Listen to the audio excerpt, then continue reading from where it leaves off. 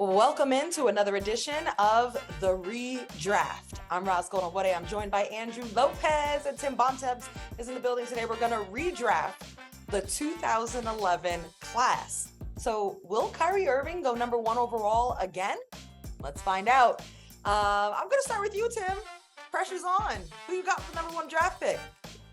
Well, there's not a lot of pressure here to me. Pretty easy choice. A couple-time Finals MVP, one of the best wing defenders in the history of the league. Guy who has proven to become one of the best mid-range scorers in the league. Kawhi Leonard was to me an easy choice. Despite it being a pretty top-heavy selection of guys to choose from here in the 2011 draft, Kawhi was a pretty easy choice for me to go first overall. I'm good with one. Andrew, would you have gone with Kawhi as well if I started with you? I would have, and I did completely tear up my draft board as soon as Tim said that. So thank you, Mr. Good Times. I'm going to go with the original number one pick in the 2011 draft, Kyrie Irving. Obviously, we know there's a lot of things that come along with having a Kyrie Irving, but when he is on the court, he is still one of the best. He's the only player in this class who's averaging 20 points per game in his career. Obviously, injuries have taken some guys out of that list, but he does lead the class in points. He is second in assists. I'm going to go ahead and stick with the original number one. Thanks for picking me. Really appreciate it. I probably would have taken a couple other guys ahead of Kyrie too, frankly, but the guy was third. Pretty clear choice again for me. Jimmy Butler, one of the most rugged, versatile forwards in the NBA. Obviously, we saw him last year have a pretty dominant performance in Game 6 in Boston. I was at that game, one of the greatest performances I've seen in a playoff game.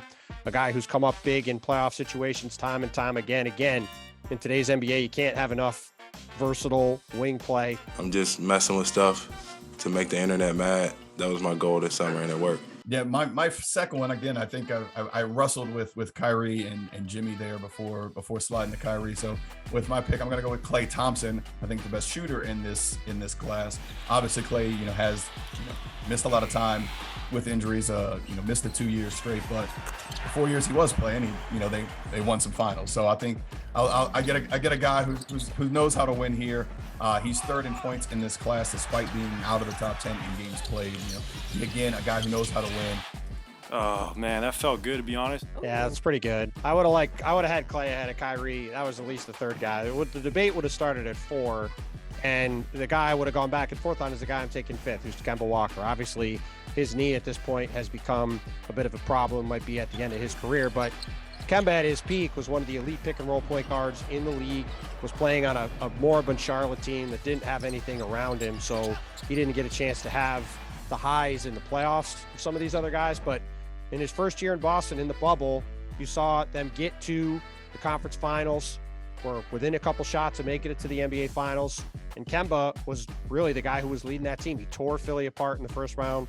He really gave Toronto all sorts of fits in the second round. And I wish we'd gotten a chance to see his career play out where he was in a different situation where he had a little bit more of a chance to showcase his skills on the highest level. But all-time great guy, fantastic pick and roll operator, really a great fit in the modern league. So I'm going to go with Kemba with my 5th pick. Walker, check if he's hurt. Check if he's hurt. He's hurt. He's not showing it. His feelings are hurt. Okay, guys, so we got the top 5 down, and off the board are Kawhi, Kyrie, Jimmy, Klay, Kemba. So for that bottom half of the top 10, I'm coming to you, Andrew. What would you go with number 6? Well, I think for Tim's first 2 picks, he went out of the lottery and then went into the lottery for his 3rd pick. I was in the lottery for my top 2, so I'm going to dip out of the lottery now, and I'm going to go with Nikola Vucevic. When you look at just his raw numbers in this class, he's 4th in points, he's 1st in rebounds, he's even 6th in assists, became an all-star, obviously, with the Orlando Magic. I think he's the next guy on this list, but I really think I think Tim kind of struggled with this. Once you get into this range, I think we feel like between 4 and 8, there's a lot of guys that maybe could have gone 4 and you'd have been perfectly fine with them. So, but I'm going to go with Vucevic. Yeah, my next pick is Tobias Harris, taking a couple spots later at 19 in the first draft. Guy who was, a very young pick coming out of Tennessee, has been traded a bunch of times in his career. But again, talk about the modern NBA, guy who can play both forward spots, really solid scorer, 37% three-point shooter. Another great guy to have locker room wise. Always is healthy, plays a ton of games, just a really solid, dependable player. You get a guy like that with the 7th pick, you're generally going to feel really good if you're an NBA team. What are you feeling right now? Nothing short of blessed. With my next pick, I'm going to go with a guy that I cover on a daily basis with the New Orleans Pelicans, Jonas Valanciunas, who has started to kind of adapt his game. Again, I feel like we've all, the NBA was a different spot in a different place in 2011 just to where it is today. We see JV out here shooting threes now, still a beast on the boards. If you're looking at career-wise between him and Vooch, I think maybe if you were just going today, maybe you take JV ahead of Vooch. If you're looking career, I think you could flip it around a little bit. But the original number 5 pick in this draft, I'm going to take JV with my 4th pick. Okay. Yeah, for sort of similar reasons to what I talk about Tobias. Like, I actually would have taken ahead of both the bigs is Bojan Bogdanovic, originally the 31st pick in the draft. Bojan is, again, like Tobias, another big, rugged forward, can guard multiple spots. He's a big-time shot maker late in games. We've seen him go toe-to-toe with LeBron, playing for Indiana in the first round, guarding him in the playoffs. He's a guy who's had huge moments for Croatia internationally. And, again, is another guy who fits in the modern NBA, was a big part of Utah's success the past couple years. So I'm going to go with Bojan with my final pick here in this redraft. And then there's a lot of other guys that I think we could have gone to. Obviously, new ESPN colleague Tristan Thompson, who likes to hang around NBA today. He could have been on this list. Reggie Jackson. I tried to take Bose Morris twins. Clock out of bounds. One Morris to another. Is that hysterical? They are identical. With the final pick of our 2011 redraft, I'm going to take the final pick of the 2011 draft in Isaiah Thomas, a guy who has obviously he's not in the league right now, but battled injuries. But some of the years that he had, especially that run with Boston, just were some memorable moments. Tried to play through some things, and it just didn't turn out his way. But for a guy his stature to make it as the number 60 pick in the 2011 draft, just want to give him a little credit here. So he's my final pick here in our redraft. Absolutely. That's so cool to see the players that move up in a redraft or even move down.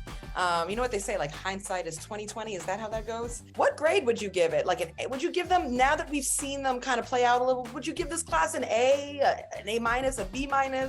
What do you think, Tim?